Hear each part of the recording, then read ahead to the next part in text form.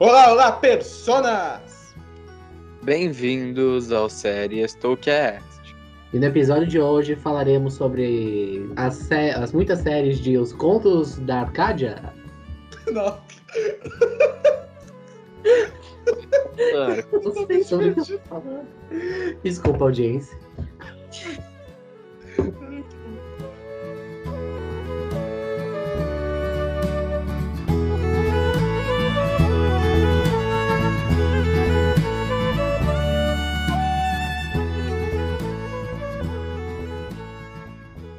Eu sou o Frâncio e não pense, transforme-se.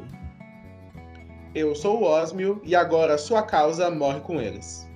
Eu sou o Silício e a história não vai se lembrar de mim. Não serão contadas histórias sobre mim, mas não vou permitir que isso me impeça de lutar pelo que é certo.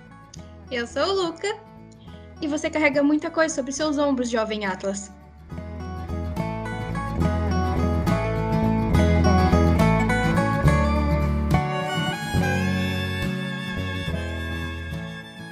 Sim, senhoras e senhores, estamos hoje em um especialíssimo sério Stowcast sobre os contos de Arcádia, englobando Caçadores de Trolls, os três lá embaixo e também magos. E trouxemos um convidado, o nosso queridíssimo Luca. Então, cronologicamente, vamos começando essa redundância maravilhosa com Caçadores de Trolls, que é justamente a primeira das três séries, que estreou em 2018. E o foco da história é o nosso queridíssimo Gene Lake Jr., que no primeiro episódio já é premiado com o Amuleto de Merlin.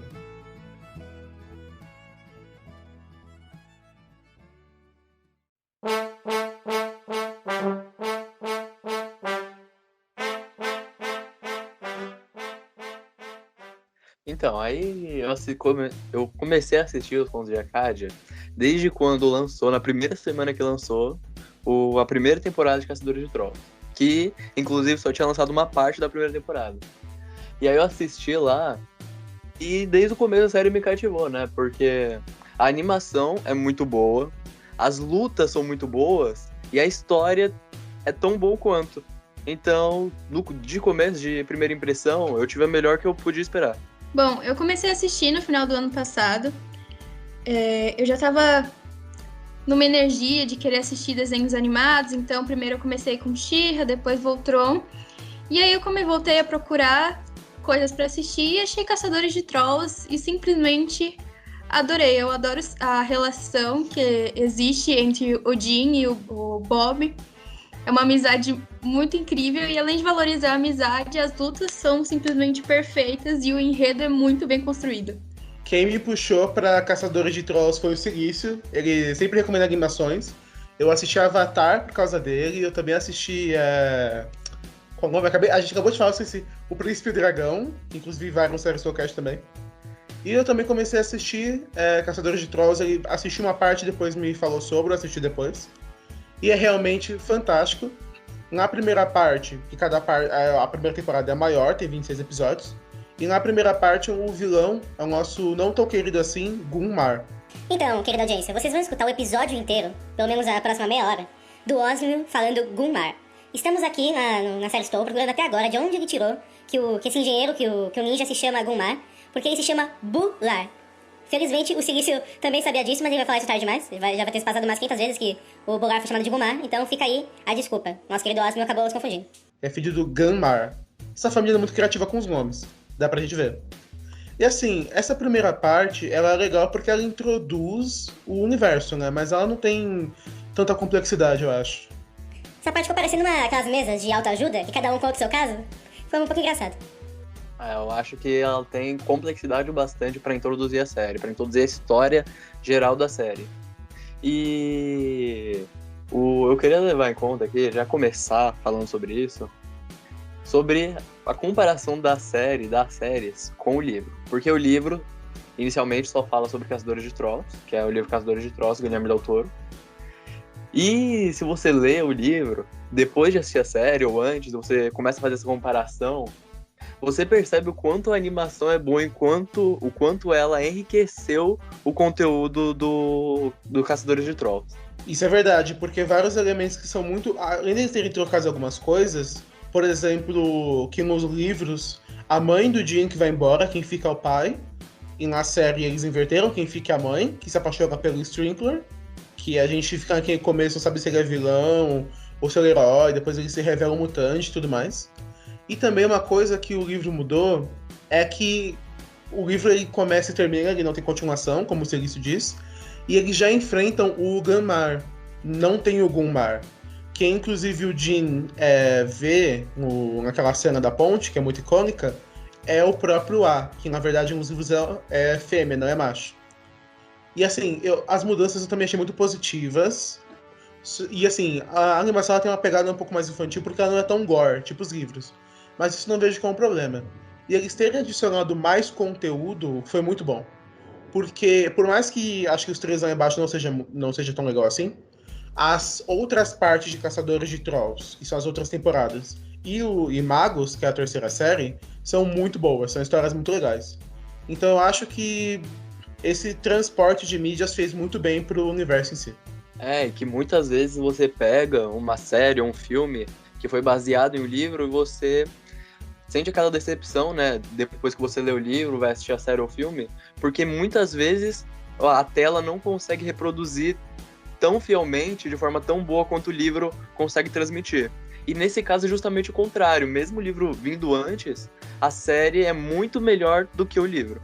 Sim, uma coisa que eu gosto muito em Caçadores de Trolls é o jeito que eles pegaram a jornada do herói, né? Que tem um garoto ou uma garota que descobre poderes mágicos e então tem que enfrentar um vilão sem saber de nada. E aí eles pegaram, colocaram um mestre, construíram uma lógica para que ele conseguisse enfrentar o vilão sem parecer que ele teve poderes mágicos e conseguiu o poder do protagonismo do nada.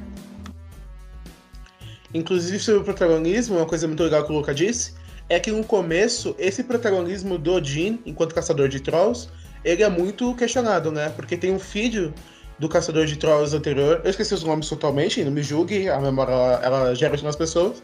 O caçador de trolls anterior se chamava Kanjigar, o corajoso. E o filho dele é o Grau, que perde o braço até, coitado. Mas ele fica contestando muito o Jean ser o caçador de trolls. Inclusive eles lutam no começo e tudo mais. Mas aí o Jean, ele se prova, e inclusive esse troll acaba defendendo ele depois. Acho que ele se sacrifica ou defende ele, alguma coisa assim.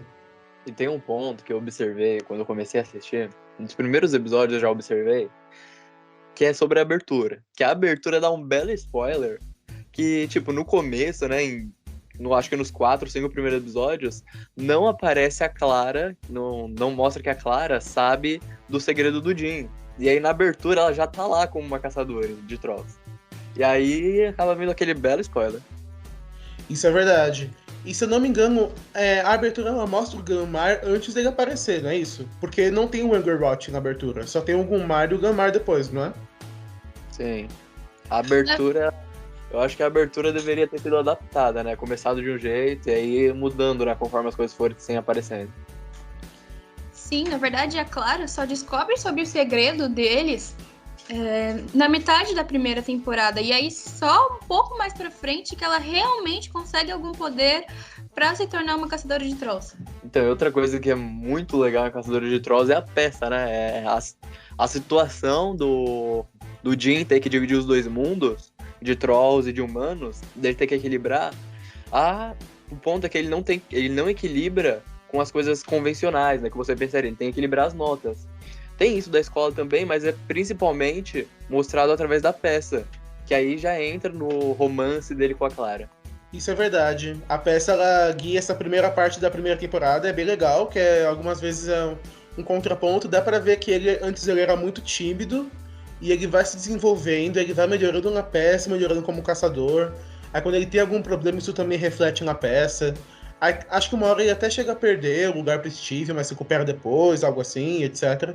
Mas é bem legal mesmo essa parte. Sobre a escola, assim, nesse começo era bem fiel, assim, porque ele tava estudando. Mas acho que pra segunda temporada, a escola começou a perder menos espaço, assim.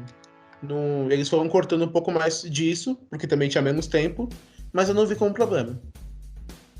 Então, eu acho a escola, os personagens exclusivamente da escola, os alunos, Eu acho meio engraçado porque você vai assistindo, né, as 3 séries, alerta de spoiler, e você vê que alguns personagens ali, alguns alunos, estão envolvidos em alguma coisa secreta, alguma magia, alguma ciência aí, que é um negócio secreto.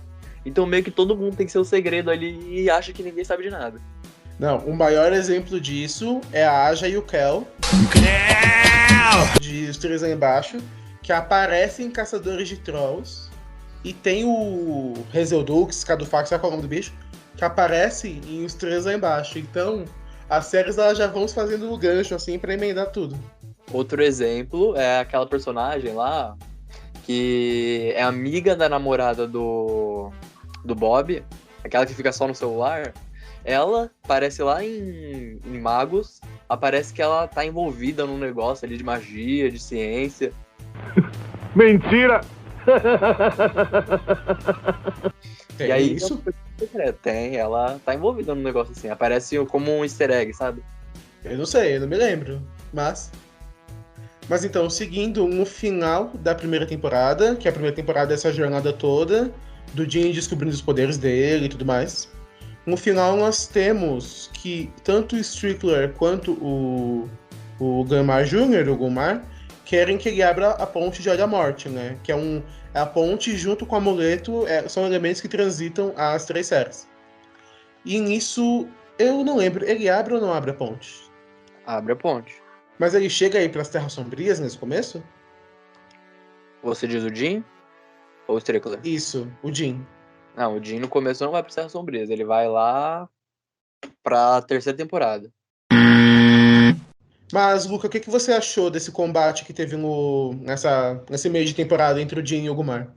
Assim, de início, eu estranhei um pouco, porque o Jim ganhou com muita facilidade do Gilmar, mas eu gostei que esse meio de temporada começou assim como a primeira cena. A primeira cena é o antecessor do Jim morrendo após cair da ponte e se desfazendo no sol. E aí o Jim fez exatamente a mesma coisa. Ele derrubou o vilão da ponte, ele se transformou em pedra por causa do sol e depois se esfacelou no chão. Inclusive esse começo da série de Caçadores de Trolls, dele lutando, do caçador que veio antes, lutando contra o Gilmar e perdendo, se matando, falando esse pode ser o meu fim, mas não o fim da luta, também é um ponto muito positivo para você assistir e continuar vendo a série.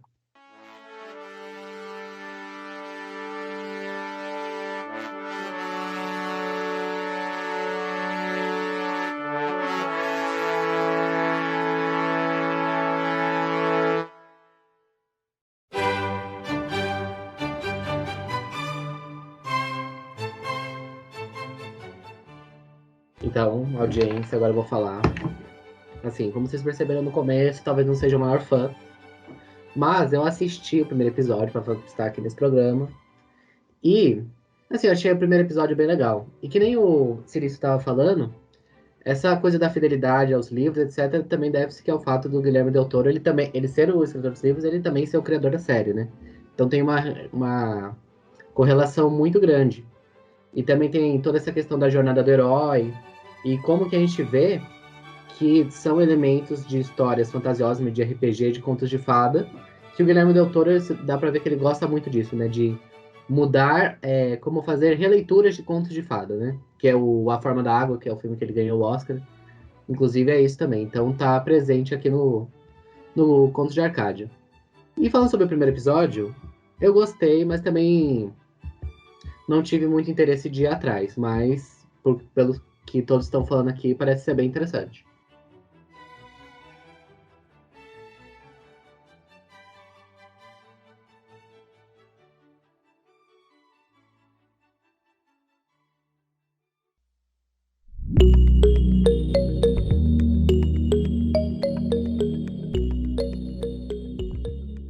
Seguindo então, nós temos a segunda metade da primeira temporada, que para mim tem um dos melhores, se não for o melhor vilão dessa saga toda, que é o nosso querido Angerdroth, que é o vilão mais diferenciado, porque a gente descobre que ele no começo ele servia a Dama Macabra, Mulher Macabra, alguma coisa assim, que nós sabemos depois que é a Morgana, mas aí ele vê que os objetivos dela não eram muito bons e ele se rebela. Mas antes disso, ele começa a perseguir o Jin e os caçadores de trolls. Aí ele tem aqueles golems dele de argila que crescem e tudo mais. Aí ele também tem o olho que ele fica lançando pra virar uma mini câmera. Aí, inclusive, tem uma batalha deles na casa do Jin, que ele fica usando as armadilhas, é bem legal. E essa parte, assim, deles tentando encontrar o Angerot, não conseguindo. Aí depois eu achei essa parte bem legal, assim. Então, o Angerot é definitivamente um dos melhores personagens da série. Isso é inegável. Porque ele é um vilão muito bom, ele tem um ideal muito bom. Ele mostra a história, né, ao longo do roteiro, mostra a história dele. E o jeito que ele começou, o desenrolar dele, os problemas que ele passava ali com esse domínio da Morgana, foi muito bem construído. E isso tornou ele um vilão muito bom.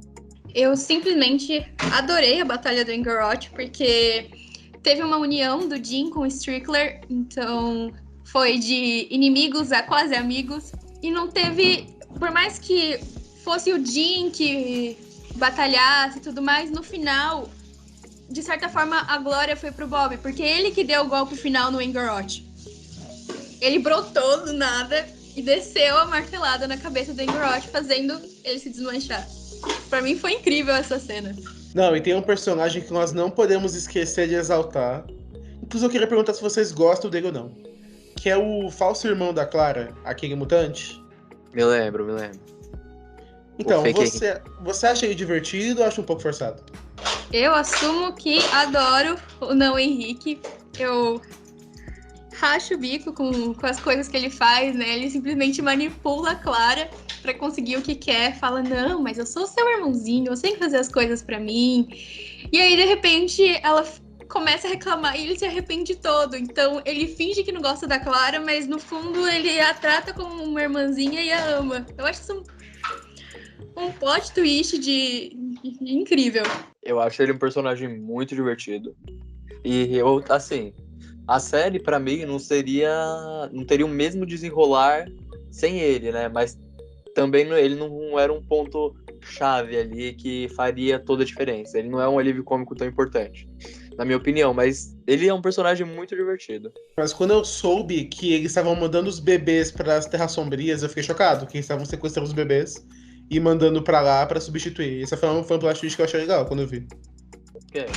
Inclusive, eu quero fazer uma correção já, que eu tinha falado que ele não tinha ido para as Terras Sombrias, só tinha ido na terceira temporada, enquanto na verdade o Jin foi na segunda temporada, no final da primeira, e ficou lá parte da segunda, e pra justamente resgatar o Henrique, né, o Henrique verdadeiro.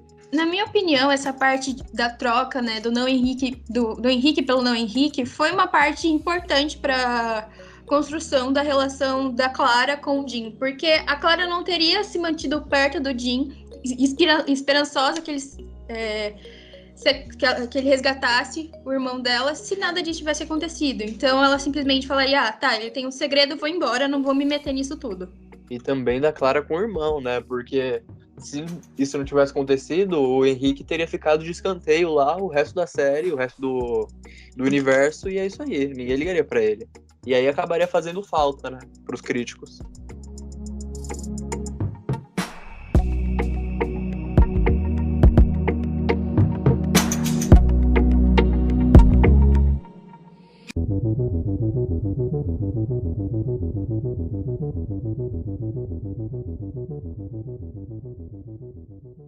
Seguindo então para a segunda temporada de Caçadores de Trolls, como o Silício mesmo disse, a temporada começa e o Jin ainda está nas Terras Sombrias. E nós vemos que durante a temporada nós temos algumas pinceladas sobre, e alguns personagens muito interessantes aparecem nela. Um deles é o irmão do Blinkles, que é aquele cego e tudo mais. E se eu não me engano, também aparece aquele rei gigante, cabeça de... Sabe que é uma pedra gigante que devora os trolls? Não é isso também? Que aparece. Aí tem também a rainha do povo do ar, que aparece no final da primeira também. Não, mas a gente não pode deixar de comentar. Não. De comentar sobre o último episódio, sobre a transformação do Jin, da armadura do Jin azul para uma vermelha adaptada para Terras Sombrias. Ah, isso é verdade, foi uma cena bem legal. Legal é pouco, foi uma cena incrível. Sério, eu arrepiei quando ele falou aquilo e aí a armadura dele se transformou. Ficou incrível. E aí a gente já parte, né? Com essa cena a gente já parte pra segunda temporada. E a gente vê, né? Eu queria falar os nomes aqui de alguns episódios. E aí fica bem intuitivo, né? O que a segunda temporada vai trazer pra gente. O primeiro episódio chama Fuga das Terras Sombrias. E aí já tem um caminho. O segundo é Esmaga Crânios. E aí, só que aí a gente vai vendo aqui e os títulos vão ficando cada vez mais criativos, né? O primeiro é meio genérico, Fuga das Terras Sombrias. E aí você vai ver lá pra frente é Herói de Mil Faces. Você não sabe o que esperar. No começo você já sabia o que ia acontecer, mas aí conforme você vai vendo a evolução da série, você vai percebendo que ela te dá uma puxada pra você continuar vendo, porque fica meio que misterioso o que vai acontecer. Não, e uma coisa importante. É nessa temporada que o Ganmar, que é o manda-chuva geral dos Gangams, aparece pela primeira vez. E eu quero dizer uma coisa aqui. Eu esperava que ele ia ser gigante, gigante mesmo, ia ser um mogol gigante. Mas quando eu vi que era um troll normal assim, eu pensei, não sei, não gostei tanto. Ele parece tipo um touro com detalhes verdes. É, mas ele é mais poderoso, né, do que um troll comum, como o filho dele, o Bular. E nessa temporada aparece também o irmão do Blinks, que aparece de novo lá na frente, lá em Magos aí, no começo. Agora quando ele aparece ele é um vilão, né, mas quando ele aparece lá em Magos ele ainda é um herói, no ano passado. É, só que ele é um herói peronomulti em Magos, né? Mas é interessante que os dois irmãos, eles são mega inteligentes, assim. E ver que um deles desvirtou pro caminho do mal faz bastante sentido. Inclusive, o próprio o Argumont, era general do Ganmar, né? Quando a gente descobre isso é um choque tremendo. E aí na segunda temporada também surge os Caça-Monstros, que é a equipe do Steve com o nerd, que eu esqueci o nome agora. O Ivan.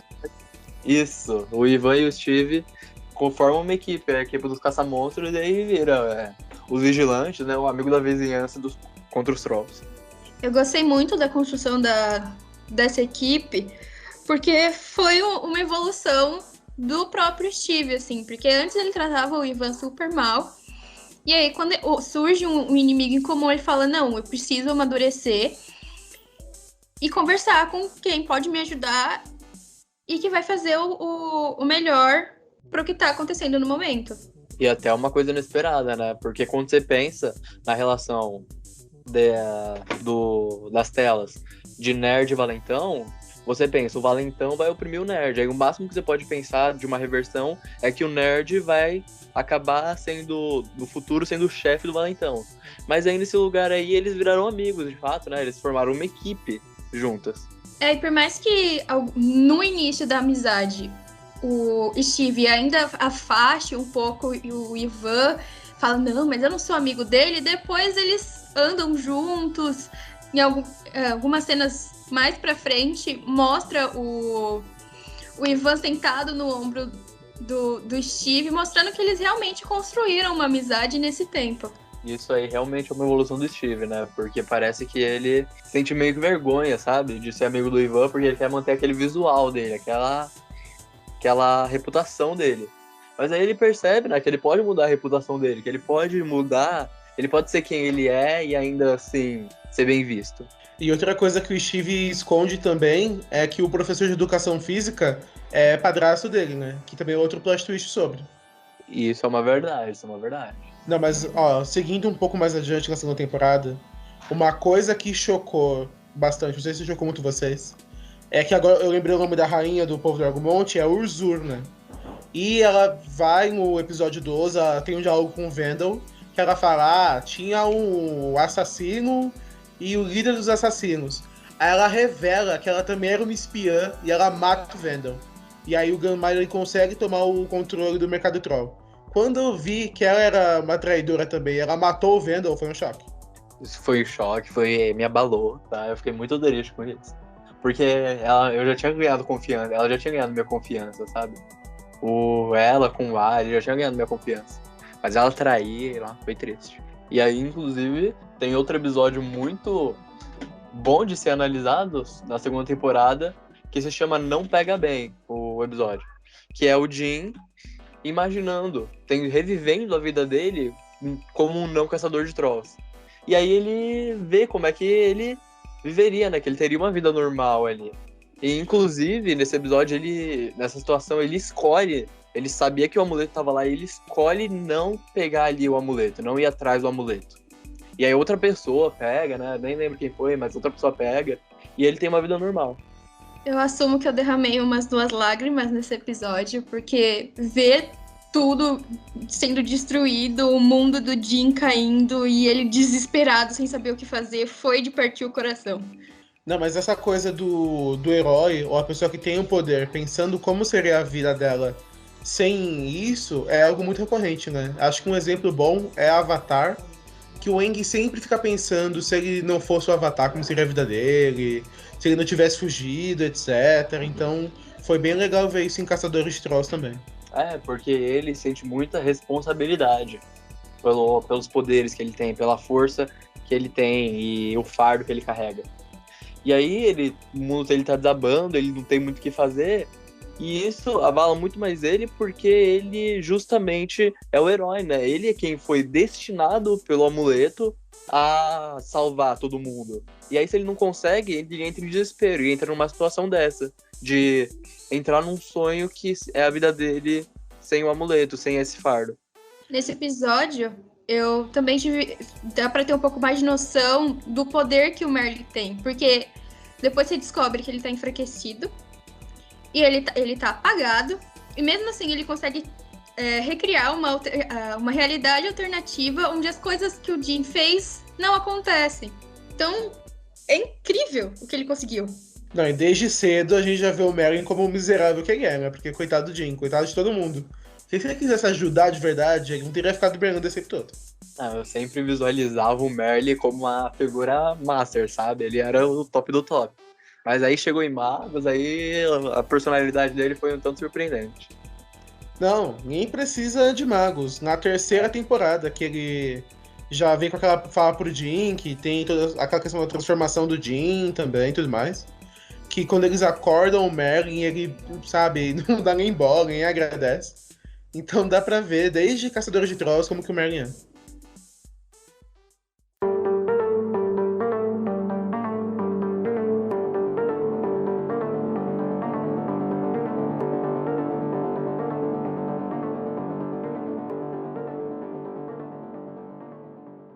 Na terceira temporada, o Gamar já tá liberto, ele é libertado no final da segunda, acho que no penúltimo episódio da segunda. Não, ele é libertado no começo, na verdade, e no final da segunda ele tomou o Mercado Troll. Legal. E aí a terceira, né, é aquela coisa, o Jim, a grande luta contra o Gamar, o Jim e seus amigos é a grande luta contra o Gamar. E aí ele vai abusando dos métodos aí, com o Merlin, ele vai... Inclusive aí nessa época aí a escola já nem existe mais, né? A gente percebe isso. Escola já é um belo sonho. Matemática não existe mais.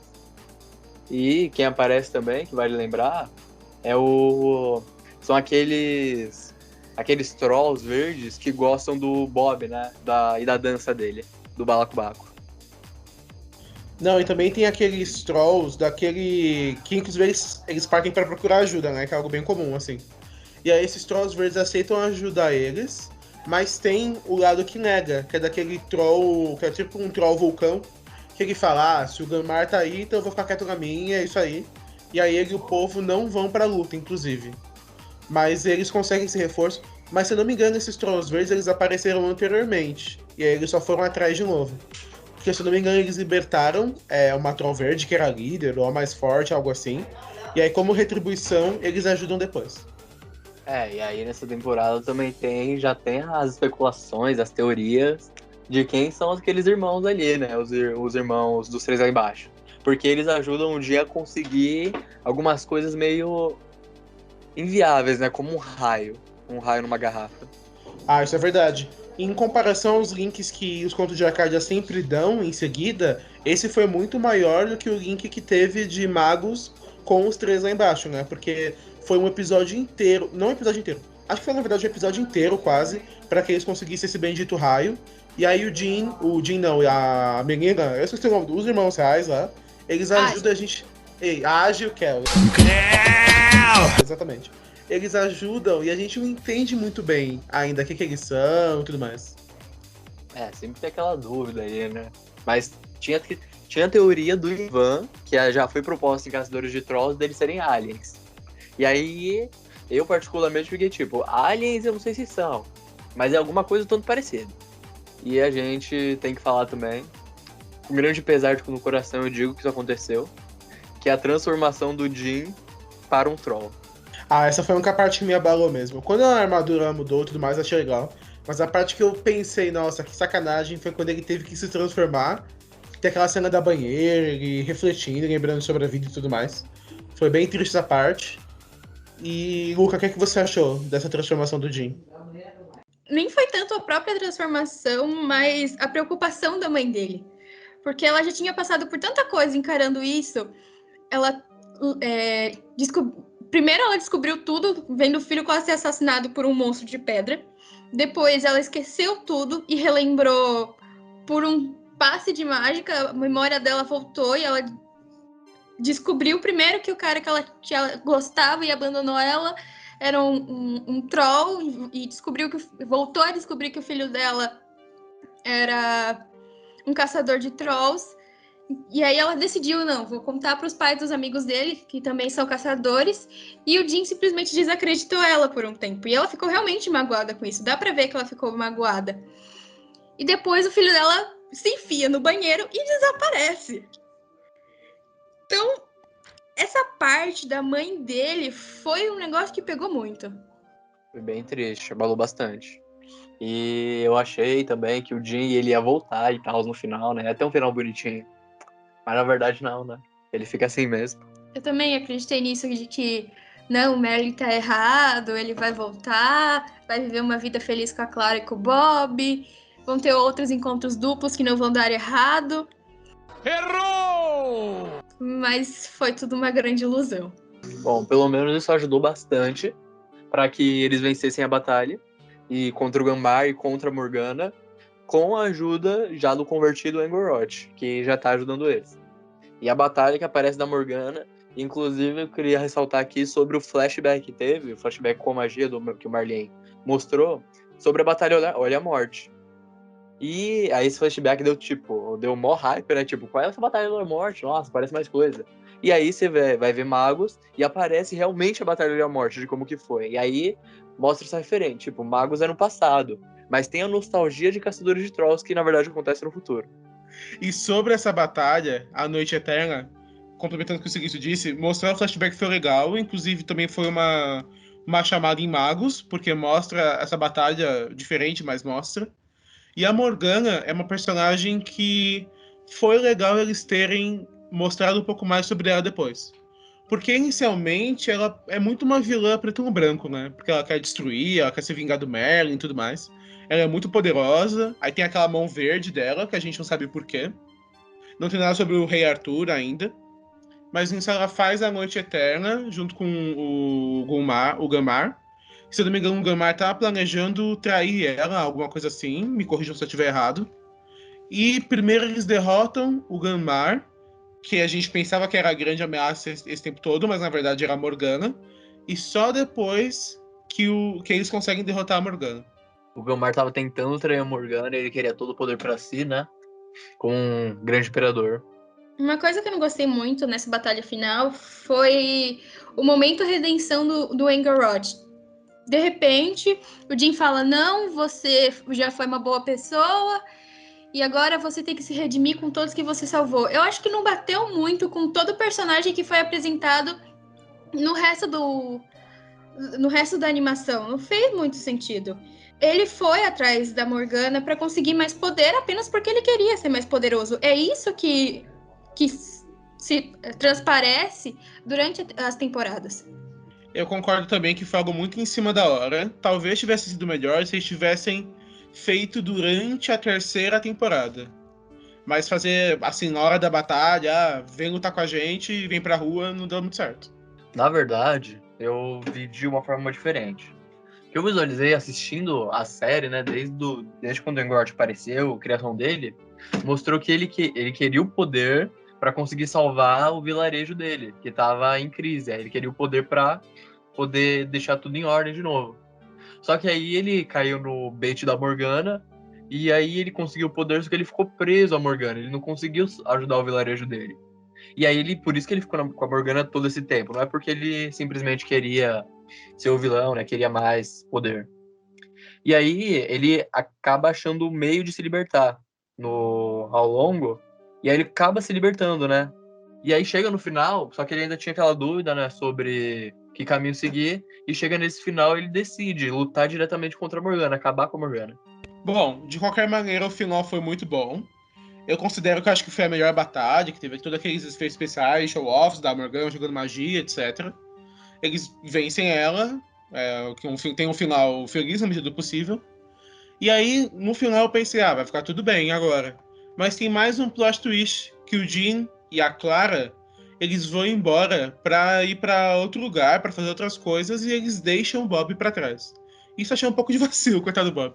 Sim, eu realmente não entendi muito qual era a lógica da Clara ter ido. Assim, por mais que ela goste do Jim e tudo mais, ela tem uma família em Arcádia, ela tem pais em Arcádia, então não tem muito motivo para ela ter ido embora só por causa dele.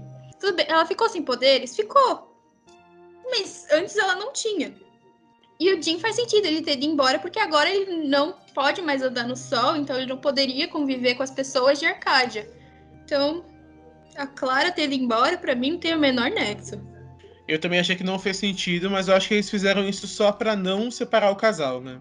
Não que isso tenha feito muita diferença depois. Inclusive, eu acho que a gente pode falar sobre isso em Magos, futuramente. Mas eu acho que o objetivo foi mais sobre isso, de forma geral. E a batalha que você falou, dos efeitos especiais, que foi muito boa, é um fator, um ponto muito positivo que eu dou para a série inteira, que todas as batalhas são muito boas, são muito bem feitas, todos os efeitos são muito bem feitos. E aí eu ainda faço comparação com Avatar, né, com a Lenda de Aang, que as batalhas das duas séries são muito bem construídas. Isso é verdade. A única coisa que eu critico nesse quesito, na verdade é uma crítica que eu tenho às animações da DreamWorks na Netflix, tem até em Dragões, inclusive, porque todos os inimigos, eles são irmãos gêmeos, idênticos. Você vê, os trolls os Gangans são todos iguais. Aí depois você vê os três lá embaixo, todos os militares são iguais. Aí se você vê, também tem todos aqueles soldados do Merlin são iguais. Aí quando você olha em Dragões, tem aqueles exilados lá, daquele maluco da cicatriz, eles são iguais. Até aquele outro vilão bizarro, todo mundo igual. Até os dragões são iguais. Dá pra entender que é a questão orçamentária, mas é muito bizarro, porque todo mundo é igual. É aquele careca, com porte média, e o que muda é a cor da pele, sempre. É engraçado. Mas seguindo então, vocês querem apresentar alguma consideração final sobre Caçadores de Trolls? Tem um caçador de trolls especial, e não é muito conhecido, mas é um caçador de trolls de Feliz Aniversário. Feito comemorando Feliz Aniversário, né? Que dura 1 minuto exatamente. E aí é o Brinks falando Feliz Aniversário, né? Fazendo um discursinho ali de Feliz Aniversário. Dessa eu não sabia. Uma coisa que eu simplesmente adoro é a dublagem brasileira de Caçadores de Trolls. O uso das expressões brasileiras é simplesmente incrível. A frase do Bob do Balacobaco, toda vez que eu ouço, eu rio. Eu acho a cereja em cima do bolo maravilhoso. Eu também gosto muito, mas tem um certo alguém nesse programa, começa com F e termina com Râncio, que gosta mais de legendado, das coisas legendadas. Ontem a gente estava discutindo essa polêmica. É que eu acho que não sei, porque no caso de animação, as expressões elas são as mesmas, né? Mas em live action, eu prefiro legendado. Que eu acho que tem... dá pra você ver mais como tava a atuação no momento. Mas eu acho que a animação, acho que dublado talvez tenha uma memória afetiva maior, né? Porque você reconhece mais. O que vocês acham?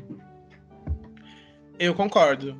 Assim, da maioria das animações que eu assisti, a dublagem é muito boa. E a voz do personagem é uma muito icônica, né? Inclusive, um exemplo de outra animação é o próprio Sokka, que eu considero ele muito engraçado na dublagem. Aí eu vi algumas partes legendadas e eu não achei tão engraçado assim. Então acho que a dublagem adiciona muito. Eu achei muita farpa falar alguém que não gosta de dublagem, começa com F, termina com ranço de dublagem.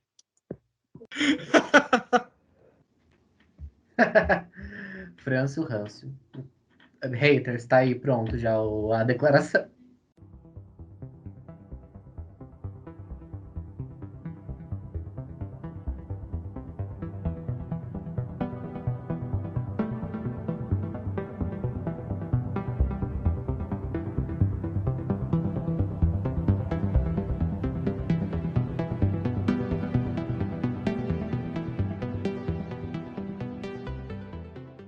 Mas, seguindo então, vamos para a série do bem dos Contos de Arcádia.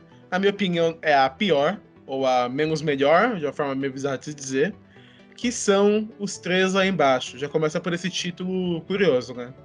Que conta justamente a história da Aja e do Kel. Krell, na verdade, que você pode colocar a música do Krell, se quiser.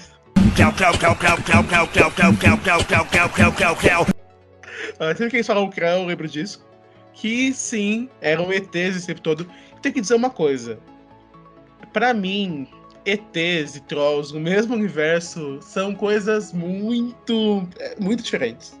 Não sei se foi muito bom. Não, a série em si, desde o nome é meio bizarro. A série também, eu não entendi o nexo muito de criar aliens pra série.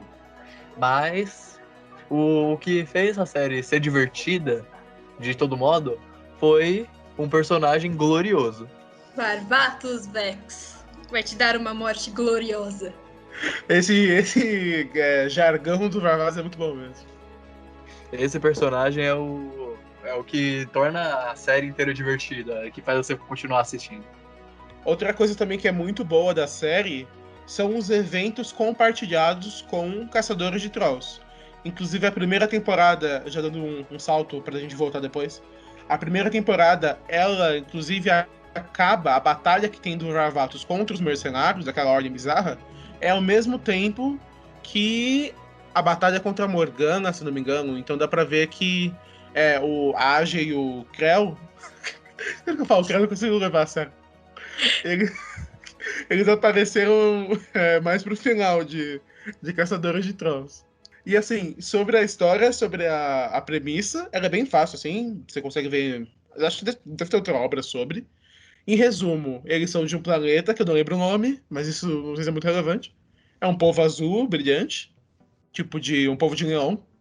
E o General Moranto, que era o líder militar desse planeta, ele trai os pais da Aja e do Krell, que eram os monarcas supremos. Ele dá um golpe de estado. Só que nesse planeta são seres biológicos e tecnológicos. Então, os núcleos, que é a fonte de vida dos dois reis, são guardados. E o protetor deles, o segundo em comando, o Varvatos, ele havia ajudado o Moranto a dar o golpe, mas ele se arrepende e ajuda os herdeiros, junto com os núcleos dos pais, a fugirem. E eles vêm logo para a Terra, inclusive. E simultaneamente, no planeta do povo de Leão, uma conspiração. Não, tem que dizer. É uma conspiração muito falha, porque hoje a gente é incompetente para fazer uma rebelião. Começa a se formar para tentar tirar o Moranto do poder, mas dá errado, a maioria da série. E a tecnologia na vida das pessoas, né? Muita tecnologia ali. E essa série é meio séria, porque tem muita nostalgia. Você assiste, porque eu assisti, né? Demorou um pouquinho pra lançar os três lá embaixo, quando acabou o Caçador de Trolls. E aí eu tava assistindo e eu senti aquela nostalgia, porque a série se passa antes do final de Caçadores de Trolls. A série ocorre, durante a série tem o final de Caçadores de Trolls. E aí bate aquela nostalgia, porque aparece o Jim antes de ser transformado em Troll, aparece o Steve com o Ivan, nossa, é muita nostalgia. Inclusive eu falo o Stan, é o Chip. Inclusive o Steve é namorado da Aja, né? Mesmo ela sendo uma ET azul. Realmente. É o Tio Stan. Mas, Luca, o que você achou sobre os três lá embaixo, nessa primeira temporada? Olha, assim, eu assisti muito mais por poder rever o Dean, a Clara e o Bob do que realmente pelo enredo em si. Tanto que uma das partes que eu mais gostei foi que teve um episódio que adicionou na história do Dean, da Clara e do Bob, em que eles acabam perdendo a memória depois de um lapso temporal. Então, não foi uma das coisas que eu realmente gostei, recomendo. Eu só assisti porque é a continuação dos Contos de Arcádia. Os três lá embaixo é o filho feio, né, dos Contos de Arcádia. É aquela coisa meio torta que você vê só pela passagem. Inclusive, eu achei tão maçante que eu parei de assistir. Aí eu acho que eu fiquei um ano, eu nem tocava na série. Aí eu descobri que ia ter magos, aí inclusive o Silas começou a assistir primeiro. Aí eu pensei, não, se vai ter uma série próxima, eu tenho que assistir a anterior. Aí eu terminei de assistir os três lá embaixo só pra assistir magos depois. Eu também, né? Algumas vezes ali eu dei uma forçada pra continuar assistindo. E eu assisti porque era a continuação ali. E também pela nostalgia. Mas eu tive que dar aquela forçada. E isso aí não é tão interessante. Uma coisa que também me parou um pouco foi o grande foco no Steve. Assim, por mais que eu goste da evolução do que o Steve teve no final da terceira temporada de Caçadores de Trolls, ele não é um personagem que eu acho muito legal. Eu acho ele muito abobalhado. Ele não faz as coisas muito certo. Eu acho que, em certos pontos, a idiotice dele é forçada. E dá pra ver que cada vez mais o Steve vai ganhando mais notoriedade no universo, né? Porque em Os Três Lá Embaixo, ele vira namorado da Aja, aí tem o encontro romântico com ela, ou vários encontros românticos com ela e tudo mais.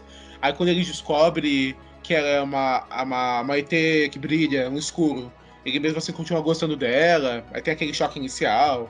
Aí mesmo ele e o Ivan sendo humanos, eles conseguem ajudar. Algumas partes são meio surreais, mas tudo bem.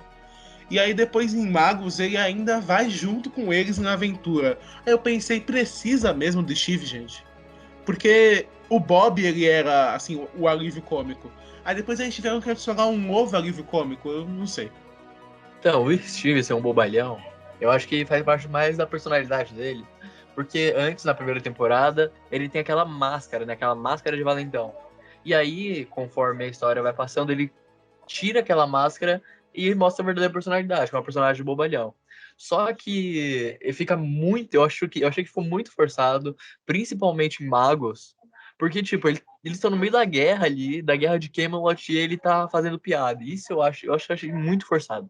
Então, eu acho que é isso, inclusive, que o Luca tinha dito, porque eu acho que ele nem é mais o bobalhão, ele vira o idiota da vila. Ele só tá lá pra fazer. É uma máquina de piadas a qualquer momento. Não são, algumas vezes é uma piada boa, é uma coisa meio X, sabe?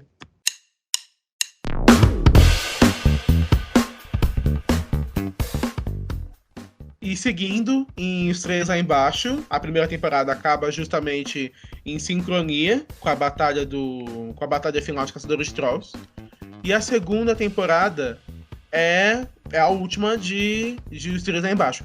Inclusive, uma coisa que me incomodou um pouco, que foi bem forçado em Os Três Lá Embaixo, que é essa devoção à Casa Terrell, porque não dá pra entender isso.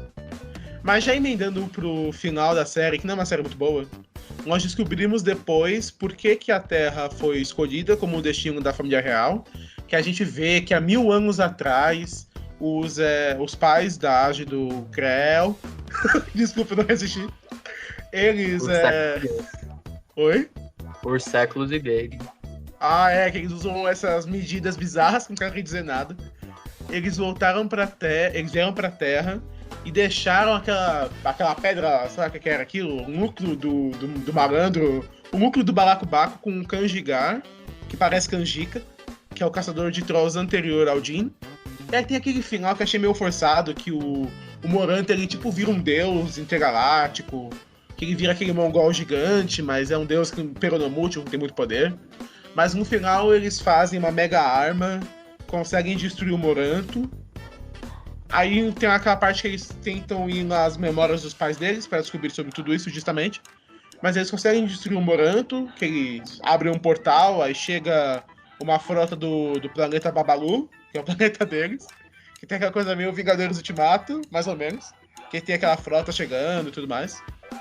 Aí no final eles derrotam o Moranto, o Ivan. Aí eles têm que voltar pra casa.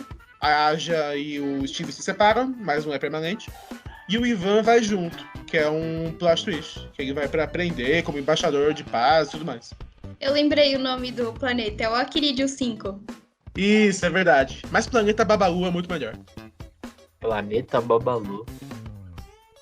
É o povo Babalu, o povo do leão. É todo mundo azul, alegre, tecnológico. Nem comenta, nem comenta.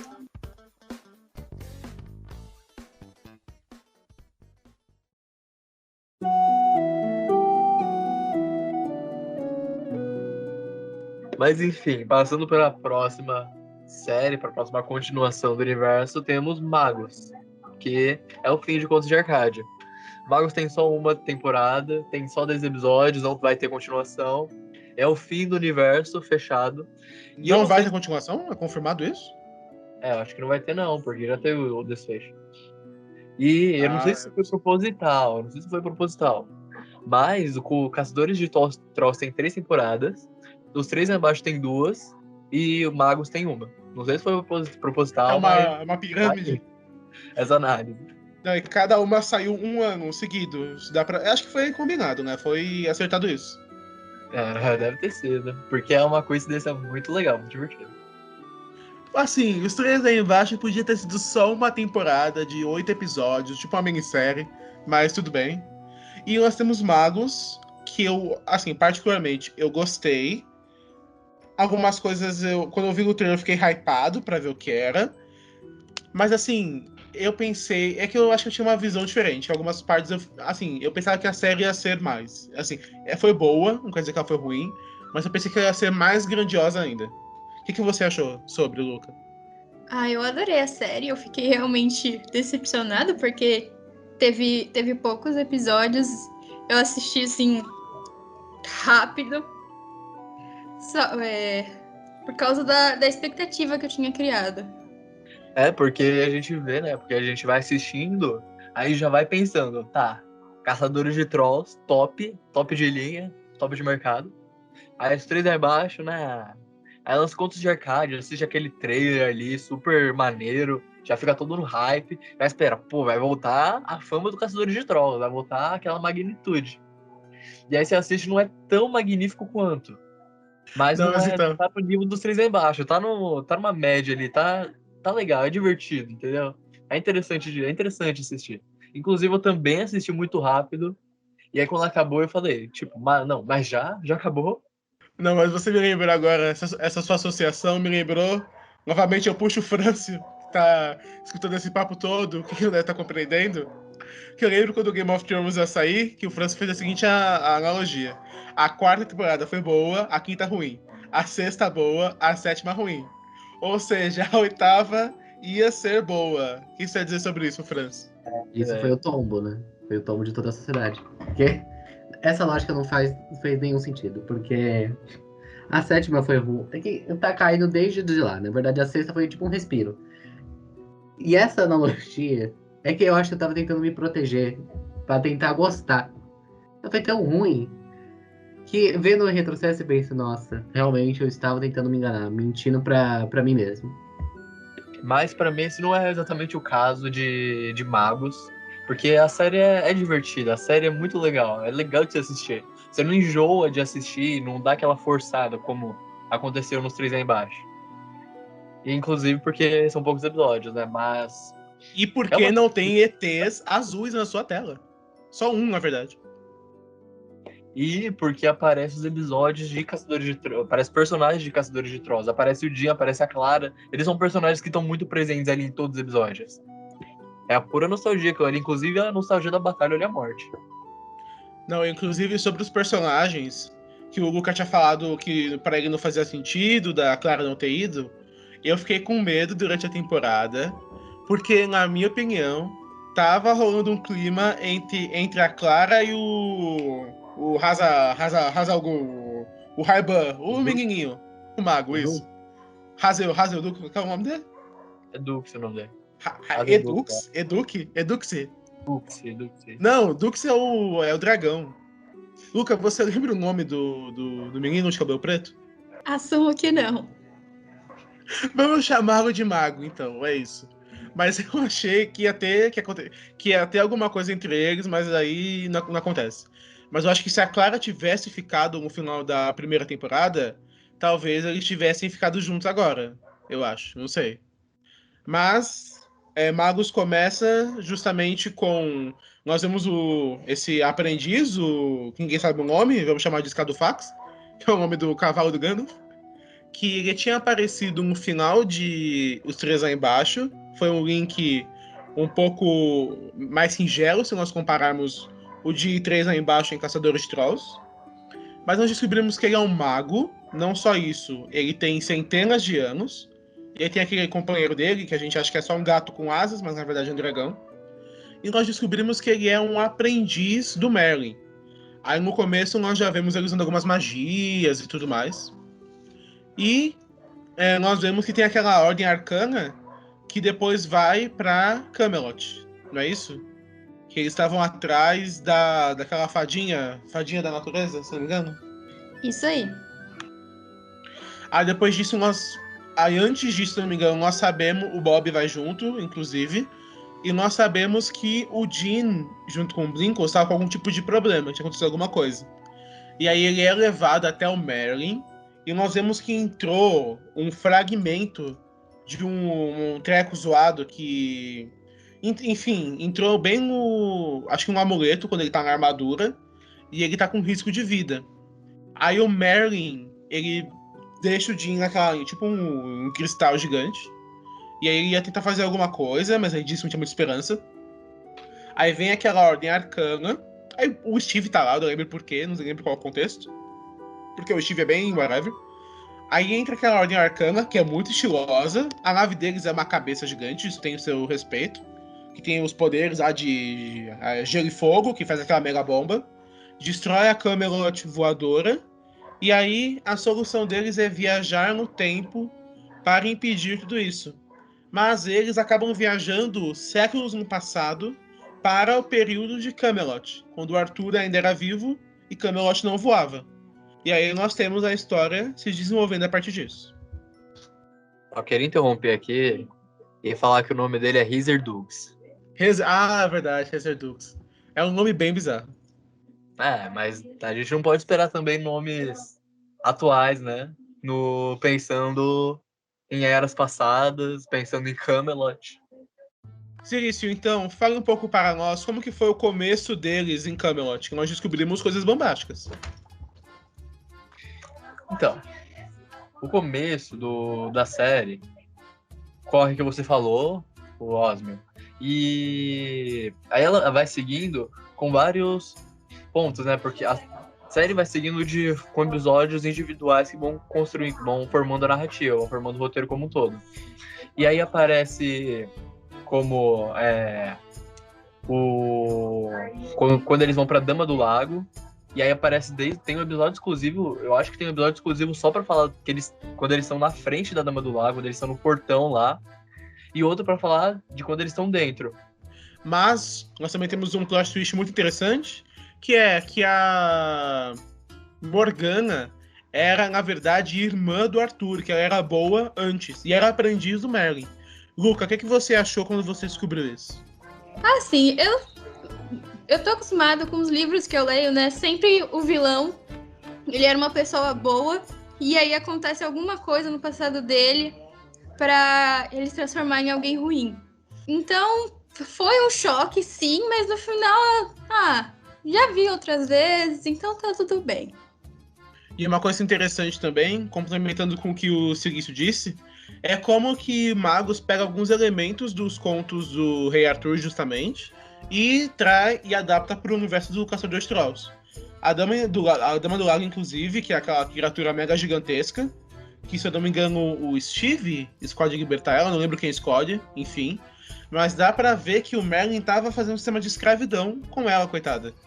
E a Morgana, que é justamente a vilã dos contos clássicos do Rei Arthur, ser irmã dela.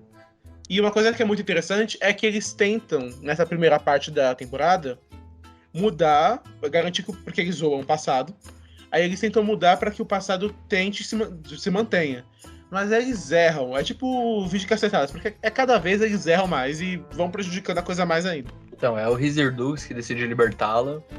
E aí, eu tava pensando aqui, né? Eu tava tentando lembrar de onde é que tava o Jin nessa história aí. O que ele tava fazendo? Ele tava preso, né? Inclusive, conhecendo outros Trolls. Conhecendo a primeira caçadora de Trolls. E aí, o Merlin, esse sistema de escravidão do Merlin é um tanto surpreendente, né? Porque, como eu tinha dito, no começo tem aquela visão do Merlin que ele é um cara super top, ele é um cara sensacional. Mas aí, na verdade, não é bem assim.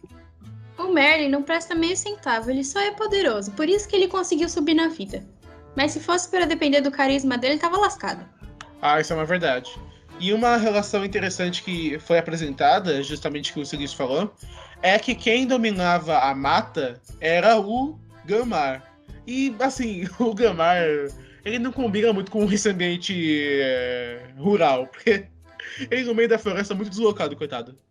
Mas nisso havia um acordo que os Trolls ficavam com a floresta, a parte dentro, uma parte mais densa, e o Arthur e os humanos com os campos e o começo da floresta. Mas aí o Arthur ele já tinha uma paranoia contra seres mágicos, porque ele perdeu a esposa, a Guinevere. E aí nisso ele fica nessa de querer invadir, mas vai ou não vai. Aí a Morgana fica lutando contra. Aí eu não lembro o que acontece, que acabam invadindo Camelot, aí tem uma mega briga. E a Morgana acaba, é ali que tem a virada dela de personalidade. Porque o próprio irmão dela começou a ver ela como inimiga, como um monstro. E ela escolhe se aliar ao Ganmar pra tirar o próprio irmão do trono, né? Que acho que essa obsessão do Arthur que foi o problema de tudo. E, na verdade, se não fosse essa obsessão, nem teria história. Porque a gente descobre depois que o amuleto foi criado pelo Merlin, que era tipo a mão do rei dos inimigos. Porque aí no final... Isso a gente sabia. Mas a gente não sabia, na verdade, que o Merlin era inimigo dos Trolls. Isso a gente não fazia a mínima ideia. Que aí justamente a Morgana se aliou ao Ganmar e criou essa terceira facção. Porque aí o Ganmar ele passou a não mais representar os Trolls. Porque muitos Trolls, igual a gente vê, aquele lugar antecessor ao mercado Troll, que muitos Trolls eles temiam muito o Ganmar. Inclusive mostra o Argomont, quando ele era general do Ganmar, que ele é capturado e tudo mais. E aí, justamente, é nesse contexto que o amuleto é criado. E não foi fácil criar o amuleto, como a gente viu. E descobrir que o Merlin não gosta dos Trolls fez uma conexão com o final da terceira temporada de Caçadores de Trolls, em que o Jin tá todo preocupado, não, a gente tem que parar o Ganmar, porque ele vai destruir todos os Trolls. E o Merlin simplesmente fala, eu nem ligo, eu vou destruir a Morgana pra recuperar meus poderes e os Trolls que lutem. Mas a gente não pode esquecer também que o amuleto que ele fez é para unir o mundo de humanos com o mundo de Trolls, para acabar com a tirania dos dois. Mas ele falhou, justamente, então. Um requisito para ser um caçador de Trolls é ser um Troll. Não, mas não. Não venha passar pano pro Merlin, que esse cara é embuste. Ele fez o amuleto de má vontade ainda. Não dá. O Rizardux que é o grande herói de tudo isso, que ele convenceu o malandro a fazer o amuleto. E aí depois nós temos o plot twist que a Morgana morre nas mãos do próprio irmão, e aí quebra a espada, e justamente é nessa parte que a Dama do Lago entra para reconstruir a espada. E nesse meio tempo a gente tem o Lancelot, que é um antepassado do Steve, essa parte é bem whatever, eu acho que nem deve ser comentada muito. E aí a batalha que eles sempre falam de ódio à morte, nós vemos ela. Nós vemos ela não como um flashback, a gente vê ela acontecendo.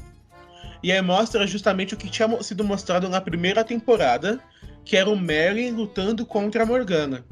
Só que tem um diferencial que... na primeira temporada na verdade, na primeira série, de Caçadores de Trolls. Que nesses flashbacks, o Merlin luta sozinho. Só que dessa vez o velho tava zoado e o Rizardux ajuda ele. E é bem interessante que também o Arthur lutou na batalha de Ódio à Morte, que é algo que não aconteceu da primeira vez. E a gente vê que, né, isso é justamente por causa das mudanças loucas que eles fizeram na linha do tempo, né? Então, não dá pra confundir isso com furo de roteiro, porque justamente eles fizeram muitas mudanças sabendo que dos riscos que não podia fazer nenhuma mudança, porque podia mudar uma coisa que ia afetar de forma muito significativa no futuro, e mesmo assim acabou fazendo, né? Muitas decisões que os personagens tomaram não foram preocupados com as mudanças, né? Pensando em fazer o mínimo de impacto possível. Inclusive, a Clara interveio ali perante o rei, perante o Arthur, em nome da Morgana. Ainda não gostando da Morgana, né? Mas em nome da Morgana, em nome do Jim. E isso aí não foi pensando em fazer uma mudança mínima. Foi sem ligar pro que ia acontecer. Isso é verdade. Também é algo muito recorrente de qualquer história que tem viagem no tempo no meio. Alguém sempre faz alguma coisa errada. E dá mó dó, né? Do Dux. Porque ele se esforça e tal, ele faz tudo que o Merlin manda, mas aí o Merlin não dá o devido valor pra ele até o final da série, depois de séculos. E, inclusive, ele fala, a magia não é um atalho admissível para o trabalho duro e tal. E aí ele fica falando isso e durante séculos que o Dux tem potencial para já ser um mago, ele não deixa, o Merlin não deixa o Dux completar com o mago, com o cajado. Isso é verdade.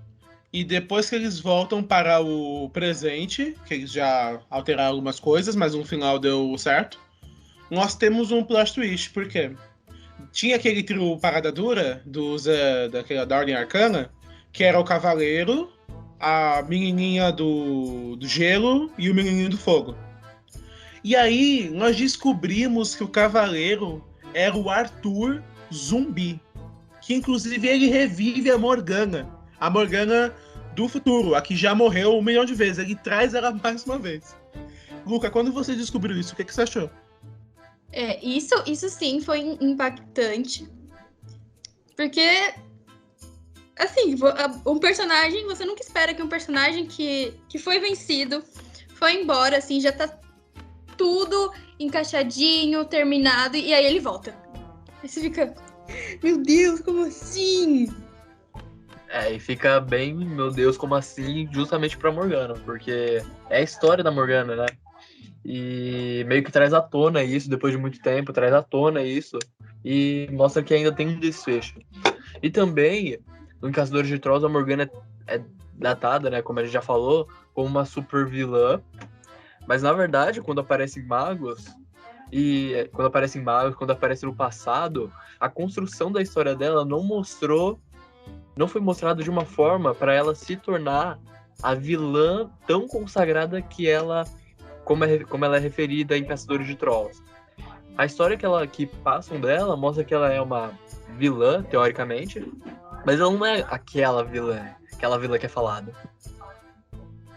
É que justamente eu acho que o que tornou ela tão amarga como a gente vê em Caçadores de Trolls é que ela foi aquela semivida, que ela foi aquele mundo das sombras, que é sempre que alguém usa o portal daquele cajado que ela tem, que depois a Clara pega e fica lá.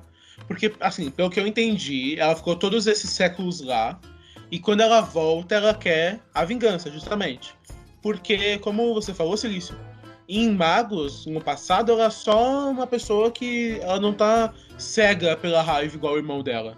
Só depois desses séculos todos que ela tá maturando esse ódio, curtindo esse ódio, que ela fica tão maligna, né? Inclusive, tem o plot twist que ela volta, ela ajuda a Ordem Arcana, a sua patota, mas depois ela, no final, ela se vira contra o Arthur. E aí dá um fim àquela história toda.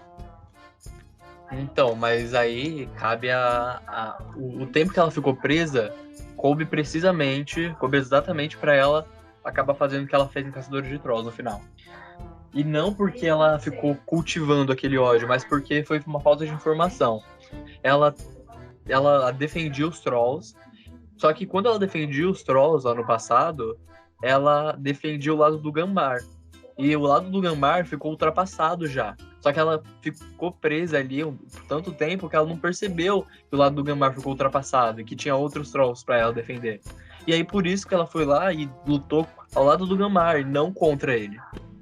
Não, mas uma coisa também é que ela não se via mais como humana, porque ela, inclusive, acho que ela fala isso pra Clara, alguma coisa assim, que pelo irmão dela sempre chamar ela de monstro e tudo mais, ela passou a aceitar aquilo. Então eu também acho que ela via errado os Trolls quererem conviver com criaturas não mágicas, que era o caso dos humanos.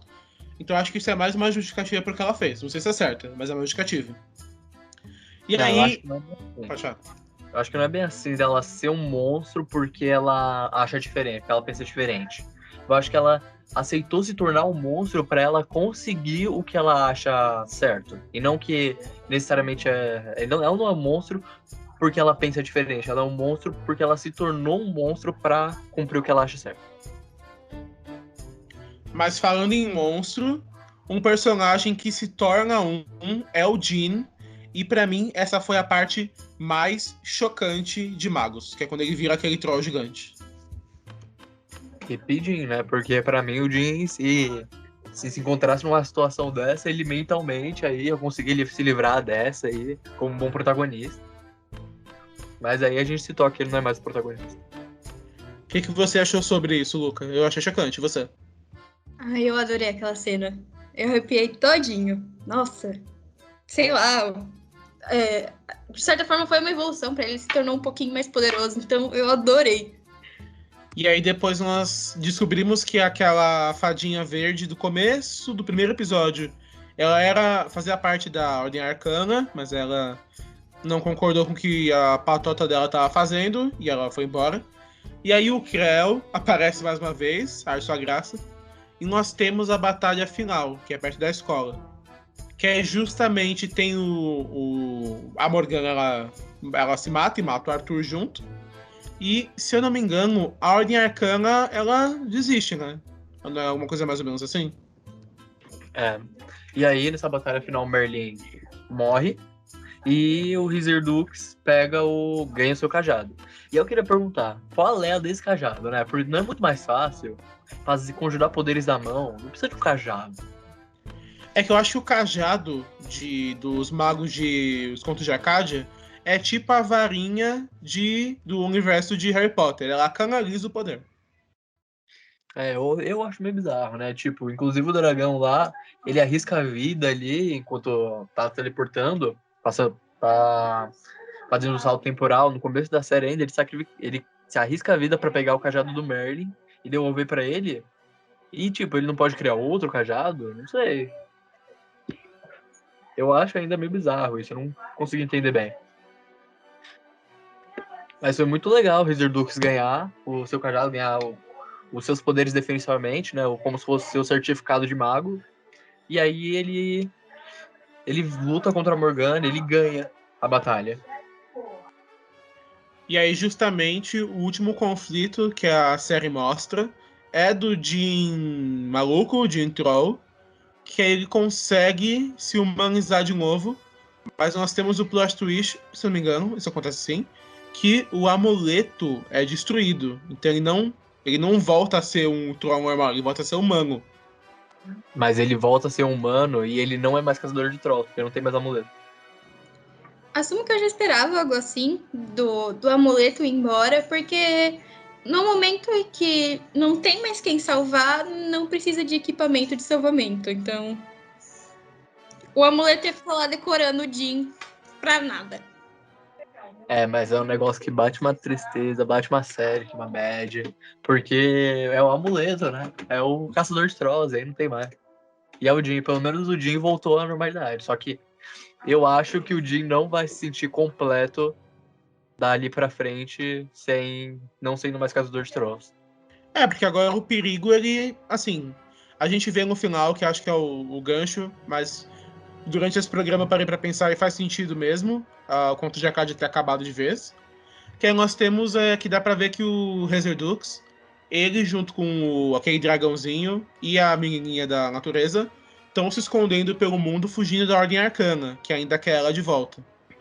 Mas, assim, dos perigos que tinha em Arcádia, não tem mais nenhum, porque a Kiryu 9, agora quem comanda é a Aja, não tem mais os Gangans, basicamente perderam de vez agora, não tem mais Morgana, não tem mais Arthur zumbi, então, e como a cidade inteira já sabe dos Trolls e dos Aliens, não tem nem por que eles ficarem se escondendo. Então realmente o perigo acabou em Arcádia.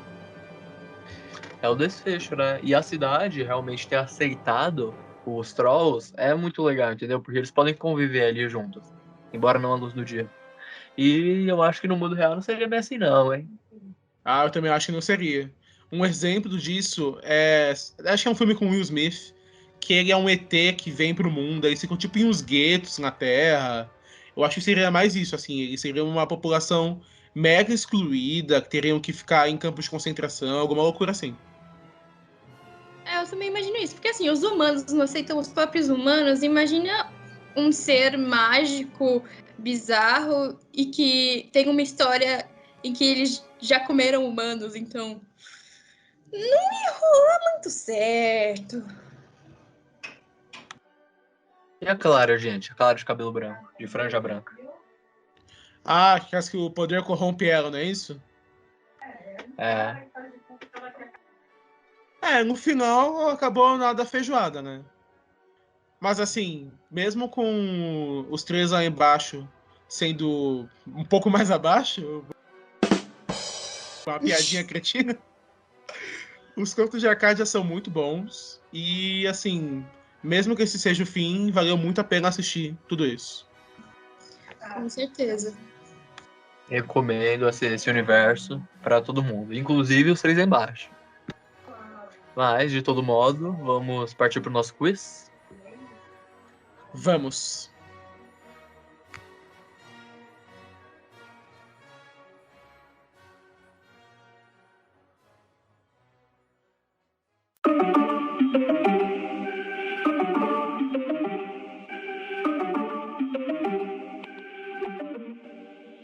Partindo então para o nosso quiz, para finalizar esse Seristocast, provavelmente o mais longo até agora. Francio, quer começar por você?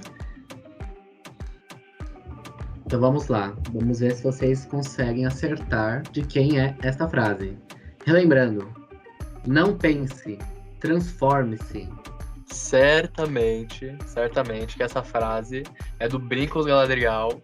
No entanto, o Jim fala ela no segundo episódio no discurso da peça.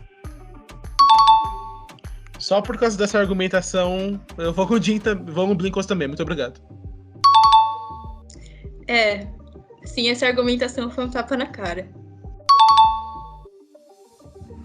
Exatamente, é do protagonista Jim. Na verdade é do Blinkos, né? Isso aí tem um erro. Alfa com raiva. Nessa informação tem um erro, na verdade, do Blinkos Galadriel. Afinal. Que fique bem claro, eu estou aqui na Wiki Fandom de Os Contos da Arcádia, então culpe esses fãs. Pode deixar um dislike aí, falar que a informação tá errada, comenta, fala que vai se desinscrever do canal. Ó o hater aí. Mas afinal, a gente deixa que acertou ou que errou, não sei agora. Deixa que acertou. Olha só esse silício. Dei a minha observação ali que passou. Eu acho que o Silício tá certo, porque depois que ele citou que o Blinkos, que tinha falado essa frase, ele citou que o Jim disse essa frase também durante a peça. Então eu acho que ele tá certo. Seguindo então, falarei a minha frase agora. Luca e Silício tenta acertar. Se quiser, França, tentar também, mas se não conseguir, tudo bem. E a frase é a seguinte: agora sua causa morre com eles. Eu acho que é do Arthur. Luca? Angerot? França, quer falar algum nome aleatório? Eu acho que pode ser do melhor amigo do protagonista, que eu não sei o nome. Esse é o tiro mais longe, mas tudo bem. Mas erraram ambos, porque é da não tão querida assim Morgana. Ela fala isso durante a batalha que finaliza Caçadora de Trolls. Eu fiquei meio na dúvida, né, se era um dos dois, mas eu achei que era quando ele tava matando algum troll, sei lá, o Arthur. Enfim, de todo modo, a minha frase é a seguinte: a história não vai se lembrar de mim. Não serão contadas histórias sobre mim, mas não vou permitir que isso me impeça de lutar pelo que é certo. É do Jin? Tem cara do Jin, mas não sei. Talvez o Blinkles também, mas eu acho que eu vou de Jin também. Eu vou de Jin porque tem cara de protagonista falar isso. Olha, o Francis está correto, que na verdade é de um protagonista, mas não é o Jin, é o Wizard Dux, que fala em Magos. Aff. Bem, a minha frase, assim, é facinha de descobrir. Você tem muito peso sobre seus ombros, jovem Atlas. Sem dificuldade, é do Struckler. Seria claro. Exatamente. Não, mas eu acho que é uma frase mais fácil de acertar do que essa. Quase é uma palavra muito importante. Uma vida de quase é uma vida de nunca. É que você se viciou nessa frase também, né, Cris? Essa é uma verdade. Essa frase fala muito. E vamos nos dirigindo ao final mesmo deste longo programa. Primeiro, temos que agradecer a presença de Luca no programa, um grande especialista da obra, porque se não fosse, iria ser só Silício Osmo falando desse programa. Me sinto lisonjeado. Nós que nos sentimos lisonjeados de tê-lo aqui. Mas agora, vamos ao final, nosso momento merchan do programa, que você pode nos acompanhar em Séristou em várias redes e modalidades sociais. Silício, quais são elas? Modalidades sociais, foi bom. Instagram, Facebook, Twitter e nas mais diversas redes sociais que possa imaginar. YouTube também.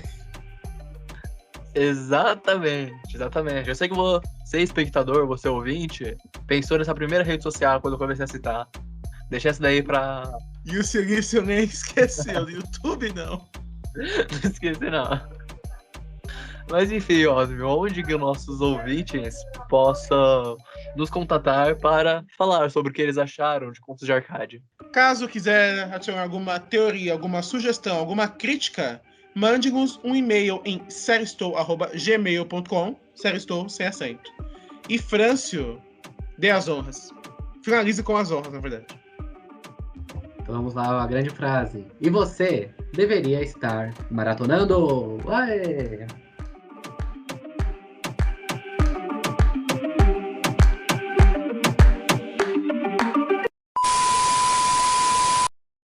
Agora está pendente. Aí, começou. Agora foi. Então vamos lá. 3, 2, 1. Alô? Alô? Alô? Oi, eu tinha caído. Alô? Alô? Ah, tá. Então tudo bem. Alô? Oi, tudo bem, então. Obrigado. Eu também acho. E dá pra ver que cada vez mais o Steve tá ganhando mais espaço ainda, né? Porque ele ganha espaço agora como namorado da Aja. Caiu aí? Quer que eu repita? Ah, não, caiu aqui. Ah. Tudo bem.